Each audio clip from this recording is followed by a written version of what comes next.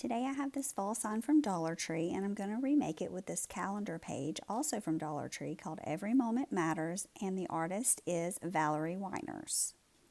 The first thing I'm going to do is take off the string and the raffia bow, and then I'm going to pull the circle off the top. And then I'm going to peel the paper away and squirt the rest of the cardboard with water and use a scraper to get the rest of it off. As I get off as much as I can, I'm going to sand it down. Then I'm going to use this plaster color chalk paint to paint the base coat of my sign. Once that's dry, I'm going to use the mineral color to distress and dry brush on the streaks on the sign, and then also some antiquing wax just around the edges. Once all that's dry, I'm going to sand it all down to blend it in. Now I'm going to take some ink colored chalk paint and paint over the top of the little circle part and brown around the edges. Then I'm going to trace my circle for the cutout part. Now the reason I paint it black is because it is a white piece and you can kind of see the numbers on the back side of the calendar, and this just helps blend it in more. Here I am painting over it with Mod Podge so that I can apply the cutout piece on top and smoothing it all out.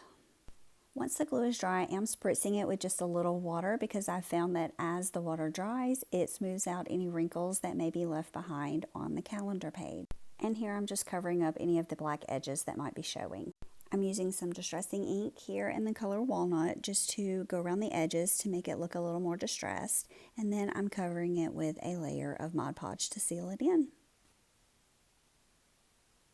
Now I'm going to apply my circle with a layer of hot glue, and I'm going to add a little bit of tacky glue so that it glues down really well. I have these cotton pieces that I got from Dollar Tree that are going to go really well with my picture.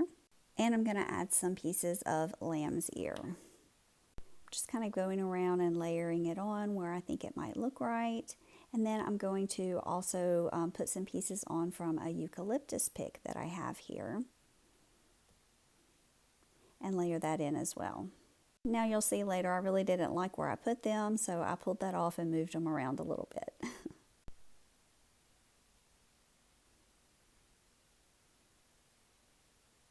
It still needs more, so I have these fall picks that I got from Walmart, and they just kind of have some little brown grasses that I thought matched the calendar image well, so I'm adding them in some of the empty spaces.